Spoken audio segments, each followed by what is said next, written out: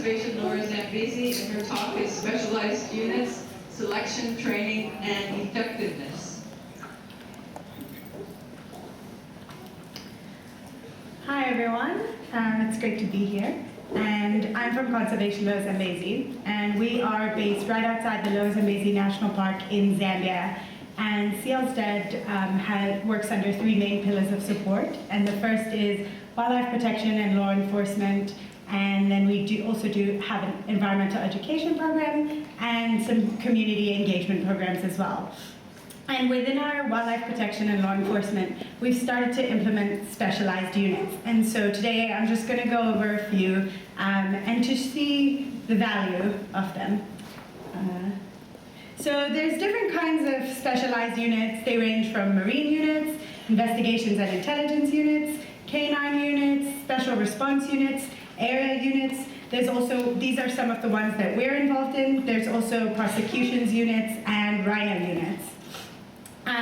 And we noticed the whole point of us doing this was because we had a few challenges while our on-the-ground, everyday anti-poaching patrols can't stop, they have to continue, we noticed that there were a few challenges and we needed to address them. So we wanted to do more intelligence-led operations, and we noticed that the fitness levels of the scouts that we had weren't quite up to par, and a lot of them were aging or had health issues.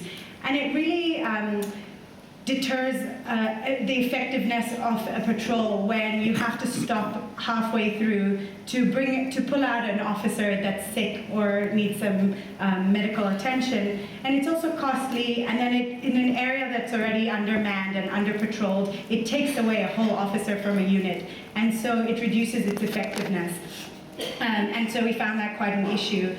We also noticed that the educational levels, again, weren't up to par. And now that times are changing and poachers are getting more sophisticated, we've started employing more advanced technologies. And it's been a little difficult training some of the scouts on how to use these technologies when in the field.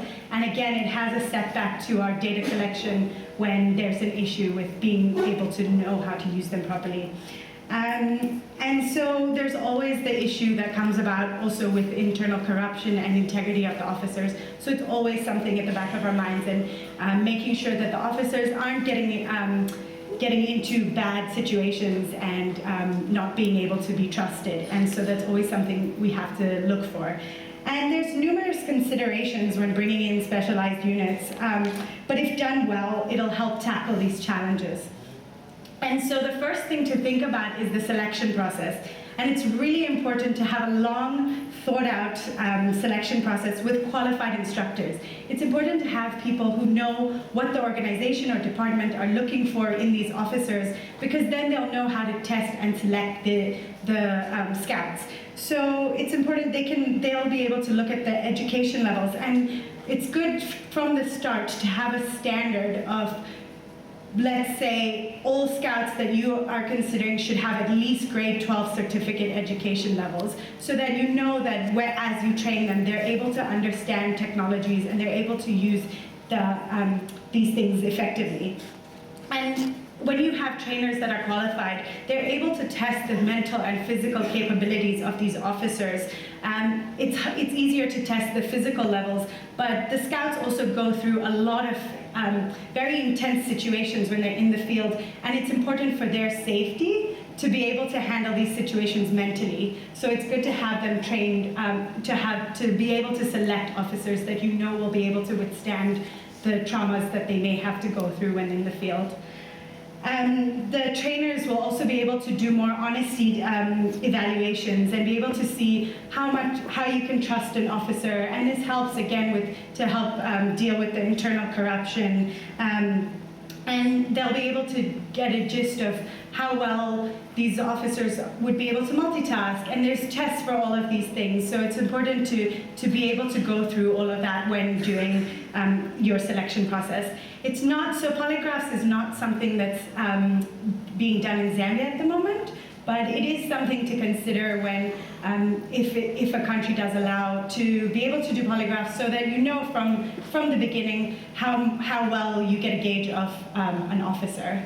It's able to support that. The next thing to think about is your training.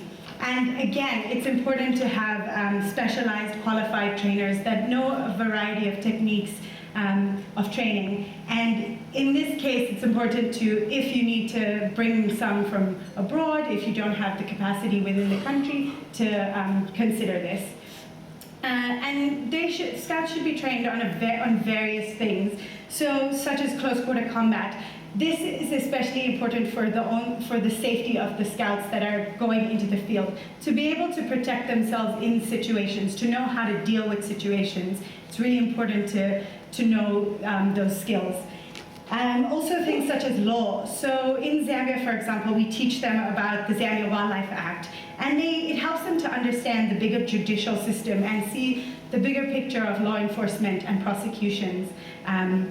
We also do poison training, and it's good for them to be able to, when they come up to a carcass, assess if this carcass was poisoned, because not only does it help with cleanup, it helps with the security of the officers as they're handling the carcass, and it also helps us as a conservation organization or the department, the wildlife department, to understand that, okay, maybe there's more poisoning cases happening, and it helps with law enforcement strategies and thinking about knowing that it's there and thinking about what to do next. And it's also important to have crime scene investigation knowledge. It teaches the scouts about things that they've never had to think about before. It shows them all the simple details to look out for when they come across a carcass, and to treat it like a crime scene so that they can extract all the information possible from it.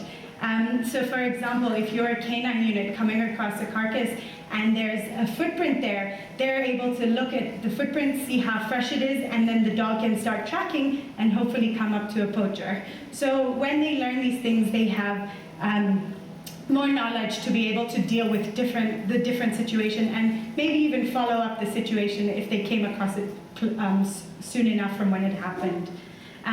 Again, helicopter operations, it's just good for the officers, if you're an organization using helicopters, for them to safely know how to jump in and jump out for efficiency's sake. And then it's also really important to have ongoing in-service training. So refresher courses.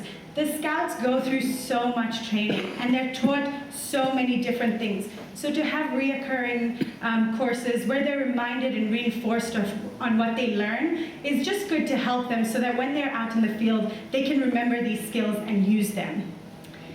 The next thing is having technical advisors and mentorship, and we found that really useful. So in the next talk, you're going to hear from Jay, and he is from Invictus Canine, and they're the ones who trained our dogs.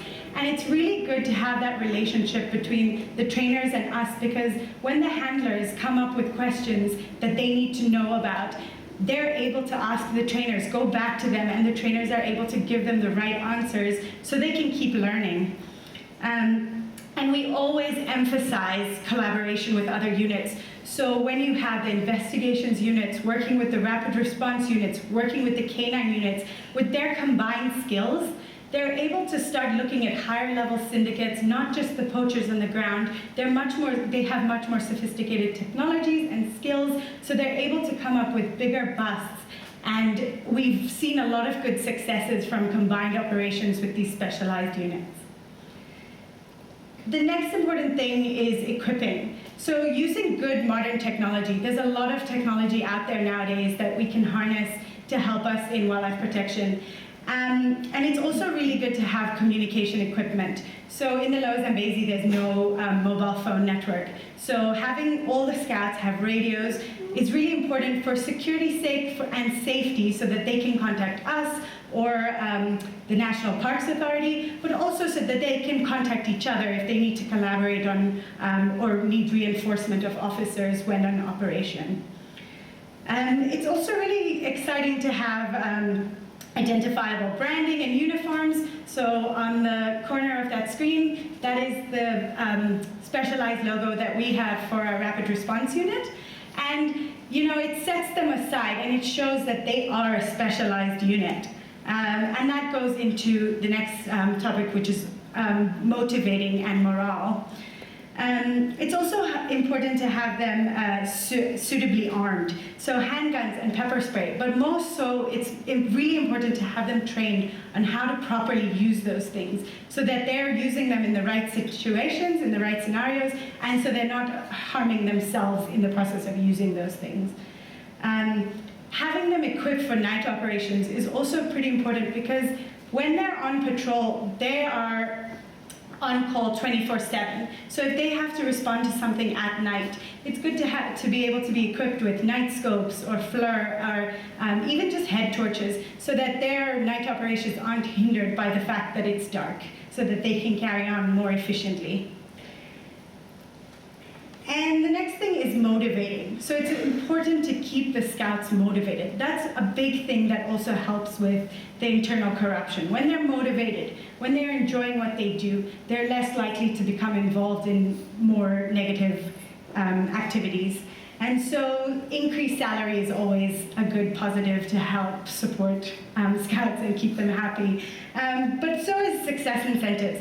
So we've noticed that by having incentives for successes, it pushes the scouts just that much further. So in cases where they're working on a case through intelligence and they've been working it for a while and they're not coming up with anything, it pushes them just that further to keep going at it until they come up with a success, because they know that there might be a good incentive attached to it if they're able to apprehend a poacher. So we know that it enforces them to keep working and keep trying, or think of new ways to find a solution to this situation. Bring in the dog unit if it's the rapid response, use more intelligence, and so it really is a good enforcer.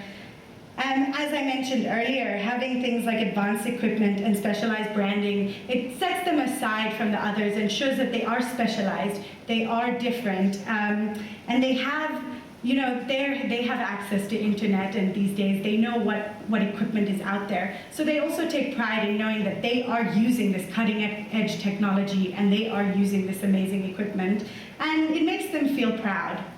Mentorship is also really important because it reminds them that they're cared about. People see potential in them, that they're not forgotten, that they're remembered in the field. Every now and then we have our warden who just calls all the teams in the field and makes sure they're okay. How are you doing? It reminds them that people are thinking about them and that they have people to lean on if they need support or help. And trust is a big thing. If they see that you have trust in them, then they're also going to perform better rather than being managed all the time or watched over all the time with everything they do. Having some trust in them is really important. And this can be achieved if your vetting process is done really strategically. And once you've gone through this process, it's important to see results. So it's really good to have a robust monitoring and evaluating system. And different places use various things. To have good databases and standard operating procedures for your monitoring is really important. We use smart technology and Earth Ranger through Vulkan, and these just help us visualize the data spatially across a map, and it helps to illustrate coverage and compare tracks with results and see successes and failures to make more informed law enforcement decisions and how to deploy teams more efficiently. And then, there's a number of things that you need to see what's the impact of what you've done. And so here are just some figures from our experiences with specialized units. And as you can see, from 2014 to 2018, there's been an exponential rise in the number of suspects apprehended, the number of firearms confiscated, and the number of ivory confiscated through the implementation of these specialized units. So the K9 unit was introduced in 2016, the Rapid Response Unit in 2018, and they have been doing incredibly well with successes and apprehending poachers and bringing in confiscated items. And so we hope that these trends continue. And there's also, as you can see subsequently, the number of elephants poached has significantly gone down. And there's a number of factors that could have attributed to that decline, as you heard yesterday, but we also believe that with the introduction of these specialized units, it's contributed, and And we just hope to see the poaching decrease and to just support the conservation of the beautiful animals in the Lower Zambezi. Thank you.